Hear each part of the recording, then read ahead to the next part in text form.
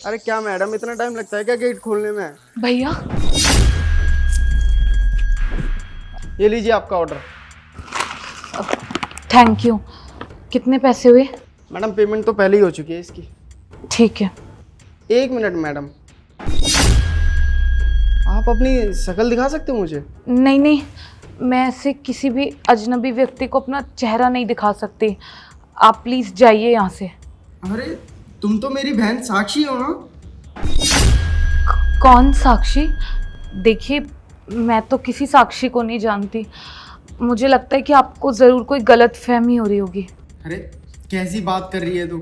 मैं अपनी बहन की आवाज़ नहीं पहचानूंगा क्या? तू मेरी बहन साक्षी है। ये कपड़ा हटा अपने चेहरे से। नहीं नहीं सर, मुझे ऐसा लगता है कि आप ज़रूर मुझे कोई और समझ रहे हैं, बट मैं वो नहीं हूँ।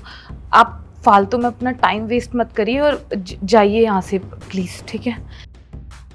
साक्षी रुक। अच्छा, अभी तो तू बोल रही थी कि तू मेरी बहन नहीं है, लेकिन जैसे ही मैंने साक्षी नाम लिया और तू रुक गई। अब तो मैं तेरा चेहरा देख के ही जाऊंगा। ये कपड़ा हटा अपने चेहरे से। साक्षी, ये क्या हालत बना रखी है तूने अपनी? और तू यहाँ रहती है? मुझे माफ़ कर देना भैया। मैंने आपकी मम्मी और पापा किसी की बात ना मान के ना अपनी लाइफ की सबसे बड़ी गलती करी है, और उस गलती का हर्जाना मैं आज तक भुगत रही हूँ। लेकिन साक्षी, तू तो ये कहती थी कि तेरा हस्बैंड तुझे बहुत प्यार करता है, और तूने उसके चक्कर में घर भी छोड़ दिया था। नहीं भाई, वो मुझसे कोई प्यार व्यार नहीं करता था। बस उसने ना मुझे अपनी बातों में फंसाया और मुझसे शादी कर ली। भाई देखो ना, उसने मेरी क्या हालत कर दी है।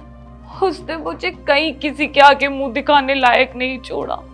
वो मुझे रोज मारता है, रोज टॉर्चर करता है, छोटी छोटी बातों पे भी मारता है। हमें पहले ही पता था कि वो लड़का तेरे लायक नहीं है, लेकिन तू उसके प्यार में इतनी पागल हो गई कि तूने अपना घर भी छोड़ दिया। तूने ये भी नहीं सोचा कि हम सब पे क्या फर्क पड़ेगा उस चीज़ का। और अब देख, तेरे उसी डिसीजन की वजह से तेरी क्या हालत हो रखी है। वो इंसान ना मुझे रोज मारता पीटता है और मैं हर दिन उसका टॉर्चर झेलती हूँ। हमने तुझे कितना समझाया था, लेकिन तूने हमारी बिल्कुल भी नहीं सुनी। तूने हम सबको छोड़ के भाग के शादी कर ली। और देख आज तेरी क्या हालत हो रखी है। तेरे को पता है तेरे जाने के बाद गली मोहल्ले में हमारे पड़ोसियों ने, हमारे रिश्तेदारों ने कितना मजाक बनाया था, कितने ताने दिए थे।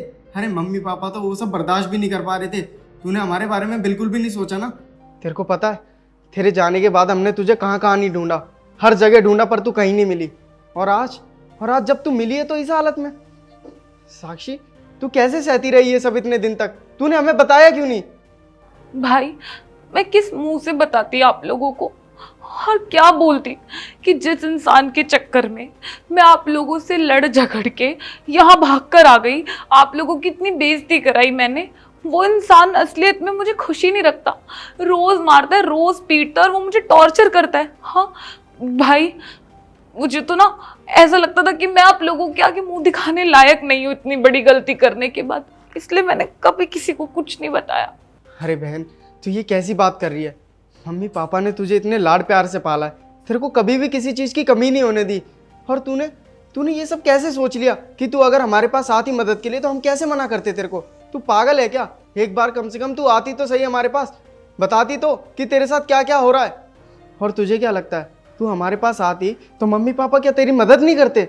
लोग ना हमेशा बिल्कुल सही कहते हैं कि हमें हमेशा अपने माँ बाप की बात माननी चाहिए, और अगर हम अपने माँ बाप की बात नहीं मानते ना, उनके कहे पे नहीं चलते, तो कभी बच्चों के लिए अच्छा नहीं होता है।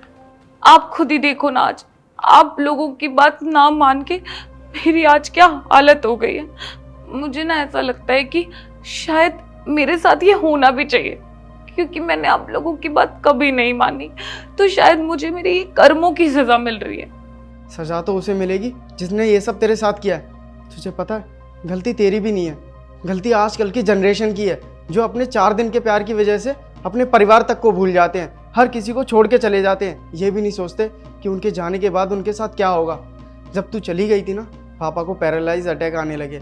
उनकी ये हालत हो गई कि वो अपने दम पर चल फिर भी नहीं सकते थे, जिस वजह से वो जॉब करने लायक भी नहीं रहे। पर क्या कर सकते हैं, घर को तो चलाना ही था ना, तो मुझे आज जॉब करनी पड़ रही है।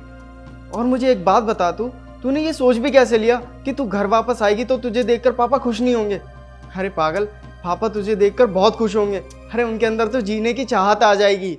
मेरे जाने के बाद पापा के साथ ये सब हो गया। भाई मुझे तो ऐसा लगता है कि मैं शायद अब उस घर में जाने लायक ही नहीं बची। मैं उन लोगों को मुंह कैसे दिखाऊंगी अपना? मैं तो शायद शर्मिंदगी से ही मर जाऊंगी। और ये जो मेरे साथ हो रहा है ना, मैं इसी के लायक हूँ। तो आप मेरे साथ ये सब होने दीजिए, मुझे मेरे हाल पे छोड़ दीजिए और आप प्लीज यहाँ से जाइए। नहीं, सजा तुझे नहीं मिलेगी, सजा तो उसे मिलेगी जिसने ये सब तेरे साथ किया है। तू चल मेरे साथ, अभी उसके खिलाफ पुलिस कंप्लेंट करेंगे, तब पता चलेगा उसे। चल। नहीं भैया, मैं उस घर में नहीं जा सकती, प्लीज। नहीं, मुझे नहीं पता, मैंने बोला ना अब तू मेरे साथ चलेगी। मैं तेरे को और ज्यादा इस हालत में नहीं देख सकता। चल मेरे साथ।